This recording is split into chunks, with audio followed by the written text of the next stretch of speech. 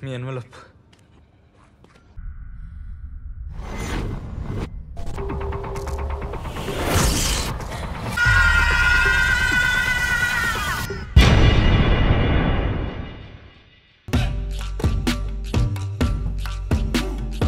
Halo Gabuter, dimanapun kalian berada, gimana kabarnya? Semoga kalian dalam keadaan sehat dan selalu dimudahkan segala urusannya ya.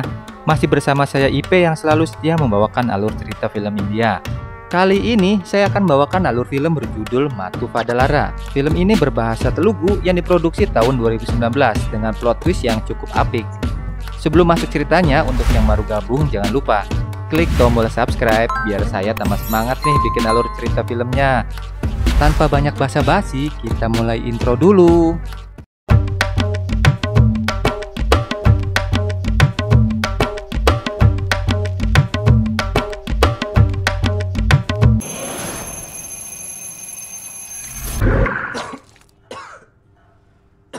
Kisah akan berfokus kepada seorang pemuda yang mukanya acak-acakan, rambut gondrong, bewok gak karuan yang namanya Babu. Seperti ini penampakannya.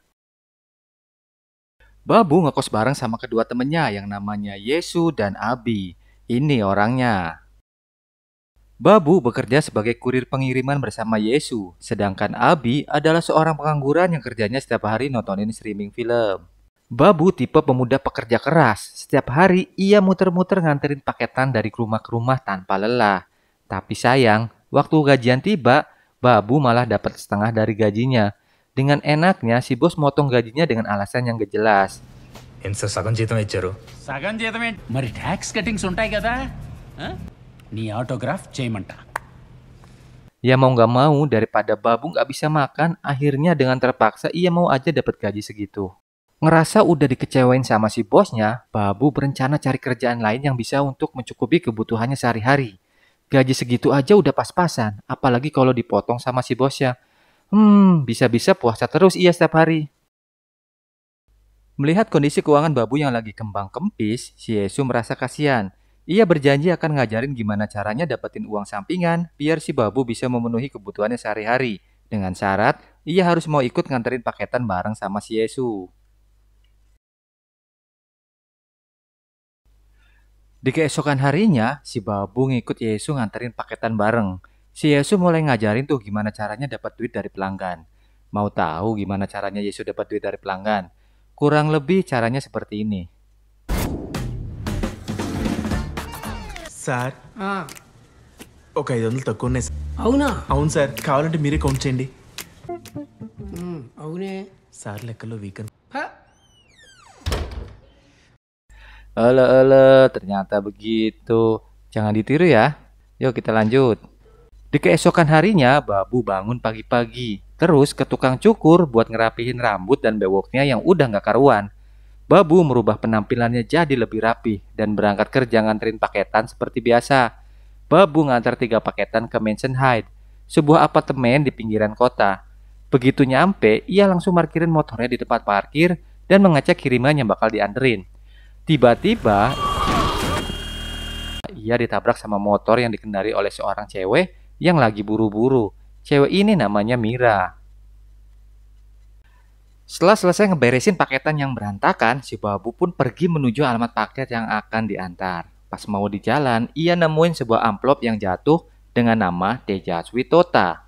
Lalu kemudian amplop tersebut dibawa sama si Babu. Di lift pas mau masuk apartemen, si Babu ketemu lagi sama si Mira. Babu menyerahkan amplop yang ia temukan kepada Mira karena ia pikir amplop itu adalah punya Mira yang jatuh pada saat di parkiran. Akhirnya si Babu nyampe tuh di alamat pengiriman di apartemen itu. Babu langsung ngetuk pintu dan dibuka oleh seorang nenek-nenek. Si Babu langsung ingat tuh trik yang dikasih oleh Yasu. Akhirnya mau nyobain ilmu barunya itu, tapi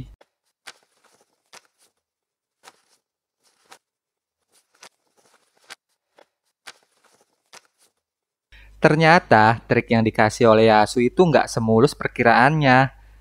Si nenek matanya awas juga ya sama duit. Karena nggak punya kesempatan buat ngambil uang si nenek, akhirnya si Babu pura-pura minta air putih.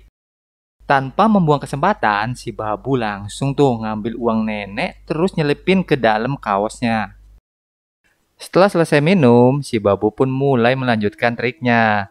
Ia ngomong ke nenek kalau uangnya kurang 500 rupiah. Ternyata si nenek itu nggak percaya gitu aja karena uangnya sudah dihitung sama anaknya sebelum dikasih ke Babu. Saking keselnya, si nenek narik kerah baju Babu. Dan akhirnya, uang yang sudah diumpetin sama si Babu pun keluar.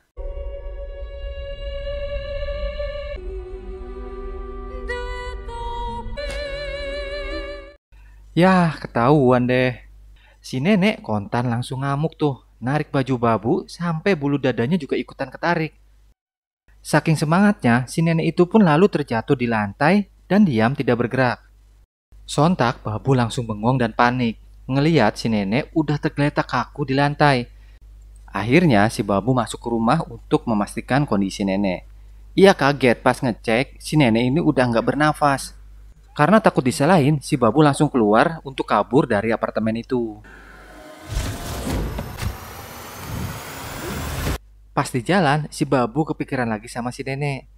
Dia jadi galau sama bekas bulu dada yang ditarik sama si nenek sebelum jatuh. Saking bingungnya, dia sampai berhalusinasi ketemu Yasu dan Abi. Akhirnya, dengan berbagai pertimbangan, si Babu balik lagi ke tempat si nenek yang tadi buat ngilangin barang bukti terus kabur. Singkat cerita, si Babu berhasil memasuki apartemen nenek yang tadi. Hal pertama yang ia lakukan adalah kemudian dan terakhir adalah namun tiba-tiba muncul anak perempuan nenek dari kamar sebelah.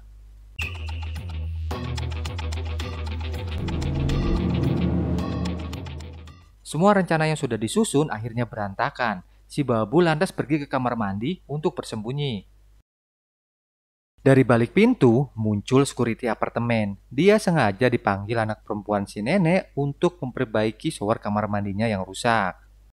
Mengetahui hal tersebut, si Babu langsung naik ke atas kamar mandi buat bersembunyi. Ternyata si security itu memasang kamera tersembunyi di pot bunga. Tiba-tiba muncul anak perempuan si nenek. Karena kaget, memori yang udah diganti akhirnya jatuh ke dalam kloset. Dan security itu pun pergi meninggalkan kamar mandi. Ketika situasinya sudah aman, Babu akhirnya turun. Ia ngambil kamera dan langsung masukin ke kantong celana. Babu pun keluar dari kamar mandi dan nyari tempat buat ngumpet. Setelah menunggu beberapa saat, akhirnya si anak perempuan si nenek itu pun pergi karena dia janjian dengan temannya. Tanpa pikir panjang, si Babu langsung ngambil tas buat kabur dari apartemen itu. Tapi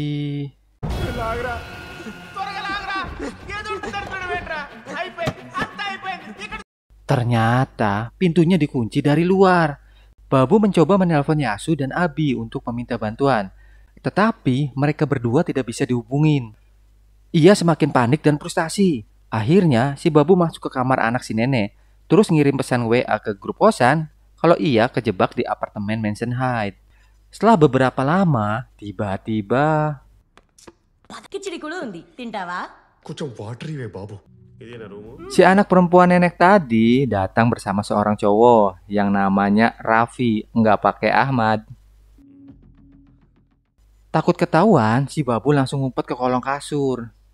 Ternyata mereka itu mau pakai ganja di kamar anak si nenek itu. Yang lebih parahnya lagi, si anak perempuan itu sudah mencabut narkoba ke dalam air yang sudah diminum nenek dan si Babu. Karena efek dari air itu juga, si Babu berhalusinasi ada Yasu dan Abi di sampingnya. Tiba-tiba, si Babu merasakan pusing yang sangat dahsyat.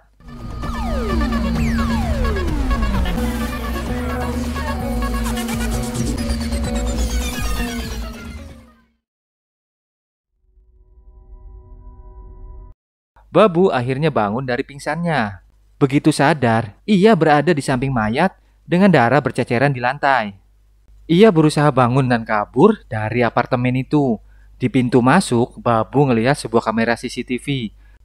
Karena buru-buru, ia nyenggol pot terus kabur dari apartemen itu. Di parkiran, Yesus sudah menunggu Babu. Mereka berdua akhirnya keluar dari apartemen dan pergi ke kosan. Setelah mengalami kejadian itu, Babu merasa sangat panik dan depresi. Ia langsung berkemas masukin barang-barangnya buat kabur melarikan diri ke kampung. Yesus dan Abi bertanya-tanya apa gerangan yang terjadi kepada Babu. Masih dalam keadaan panik, Babu kemudian membuka tas kurirnya. Dan ternyata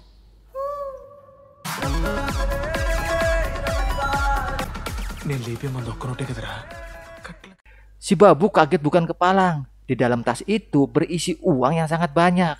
Ia pun bertanya-tanya di dalam hatinya, ini uang siapa? Terus barang kirimannya ada di mana? Setelah tenang dan cooling down, Babu pun menceritakan kejadian itu kepada Yesu dan Abi. Kemudian ia minta pendapat mengenai masalah yang baru saja ia alami. Tiba-tiba di dalam tas kurir Babu berbunyi sebuah handphone. Handphone tersebut kemungkinan milik seseorang yang berlumuran darah ketika Babu tersadar. Setelah difikirkan matang-matang, akhirnya mereka pun mempunyai rencana untuk kembali ke apartemen itu. Mereka ingin menghilangkan barang bukti berupa rekaman CCTV dan paket yang tertinggal di apartemen itu.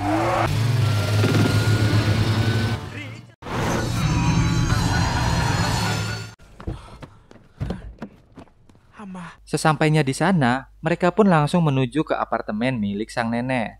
Babu bingung, kenapa tidak ada kamera CCTV di depan rumah sang nenek. Dan tiba-tiba, అదేనా ఫ్లాట్ ఇదెవర్రా nenek itu ternyata tidak meninggal. Ia hanya pingsan karena pengaruh narkoba yang dicampur ke air minum oleh anak perempuannya. Babu pun akhirnya berjalan dan mengintip ke dalam apartemen si nenek. Tetapi Babu tidak melihat mayat siapapun di sana. Semua terlihat aman-aman saja. Si Babu jadi semakin bingung. Satu hal yang masih Babu ingat adalah ia memecahkan pot bunga di samping pintu apartemen. Babu tidak melihat pot bunga di pintu apartemen sang nenek. Berarti Babu tidak keluar dari apartemen sang nenek. Lalu ia pun berlari ke atas untuk mencari apartemen lain. Dan ternyata benar, di apartemen 501 terlihat ada pot yang telah dipecahkan oleh Babu. Dan juga terdapat CCTV. Ia yakin ia keluar dari apartemen yang satu ini. Mereka bertiga akhirnya mencoba masuk ke apartemen 501. Tapi pintunya dikunci. Abi berusaha membukanya dengan menggunakan kawat. Dan akhirnya mereka pun berhasil masuk ke dalam apartemen itu. రారా ఓ వచ్చిందా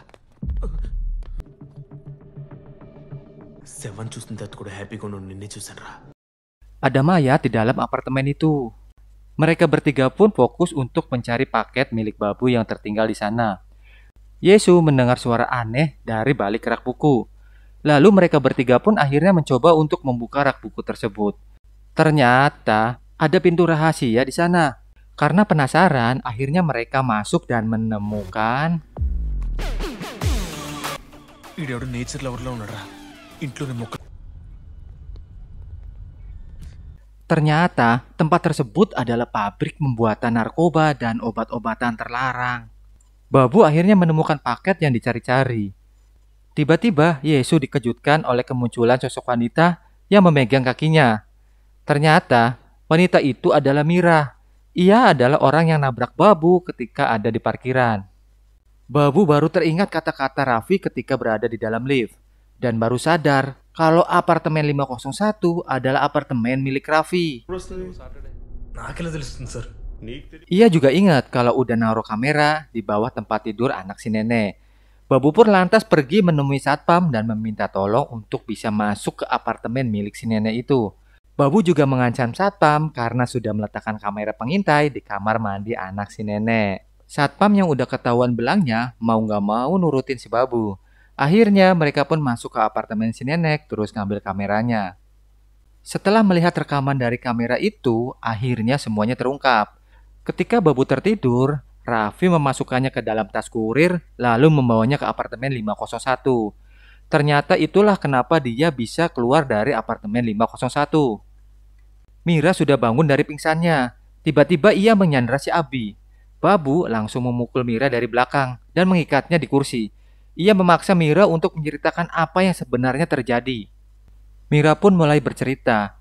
Ia adalah seorang pengedar obat terlarang. Dan Raffi adalah produsen obat terlarang itu. Ia ingin mengambil barang dari Raffi. Tiba-tiba, seorang polisi memasuk apartemen Raffi untuk keperluan verifikasi paspor tetangganya.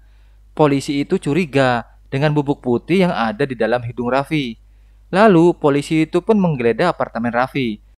Polisi tersebut bernama Bernaji. Bernaji menemukan pabrik narkoba di belakang apartemen Raffi. Bernaji pun lantas bertemu dengan Mira di pabrik narkoba itu. Tiba-tiba Bernaji mencekik leher Mira. Mira pun membalas dengan menusuk lehernya hingga tewas. Dan akhirnya si Raffi pun pergi ke anak perempuan si nenek. Babu terlihat sudah tahu siapa dalang semuanya. Babu pengen ngancurin alat-alat produksi obat-obatan terlarang itu. Babu lalu mengambil sekop dan memukul Abi. Ternyata Abi adalah otak di balik semua itu. Babu memaksa Abi agar menceritakan semuanya. Dan Abi pun mulai bercerita. Abi dan Raffi adalah partner bisnis obat terlarang ini. Abi bertugas untuk memproduksi dan Raffi menjualnya. Seperti biasa, Abi datang pagi hari untuk memproduksi narkoba. Tiba-tiba, Abi menemukan mayat Bernaji dan melihat Mira di dalam. Abi tidak tahu bahwa Mira adalah anak buah Raffi. Abi memukul Mira sampai pingsan. Tiba-tiba, Abi membaca chat grup WhatsApp kalau Babu sedang kejebak di apartemen 401. Akhirnya, Abi menyusun rencana. Dia dan Raffi pergi ke apartemen 401. Raffi memasukkan Babu ke dalam tas kurir. Lalu Abi dan Raffi membawanya ke apartemen 501. Terus memposisikan Babu tergeletak di sebelah mayat Bernaji. Seakan-akan si Babulah yang membunuh Bernaji. Untuk menghilangkan jejak, Abi membunuh Raffi dan memasukkannya ke dalam box freezer. Abi berencana kabur dan memasukkan uang Mira ke dalam tas kurir. Saat Abi masuk ke dalam, tiba-tiba Babu menghilang dan membawa tas kurir itu. Rencana Abi pun menjadi gagal. Abi menyusul ke kontrakan dan melihat Babu menjatuhkan uang itu. Terus ia mempengaruhi Babu untuk membawa uang itu ke dalam apartemen. Mobil yang dipakai ke apartemen ini adalah mobil Raffi. Makanya satpam tidak memeriksa. Setelah selesai bercerita, Babu pun langsung ngamuk kepada Abi dan akhirnya mereka pun terlibat baku hantam. Dan si Babu menghancurkan tempat itu sampai meledak. Dari rekaman CCTV, polisi menemukan dalang semua ini adalah Abi dan Mira. Abi dan Mira ditahan karena keterlibatan kasus obat terlarang. Polisi pun menginterogasi Babu dan Yesu untuk menunjukkan letak uang itu. Ternyata uang itu disimpan di atas genteng kontrakan. Polisi tersebut lalu mengambil uang itu dengan pecahan 500 dan 1000 rupiah. Ia menikmatinya sendiri. Polisi pun akhirnya membebaskan Babu dan Yesu. Dan film ditutup dengan adegan Perdana Menteri India memutuskan bahwa pecahan uang 500 dan 1000 rupiah sudah tidak berlaku lagi. Okay, start music. Terima kasih udah nonton video ini. Untuk yang mau request film, silakan langsung ke kolom komentar aja ya. Adios permios, bye-bye.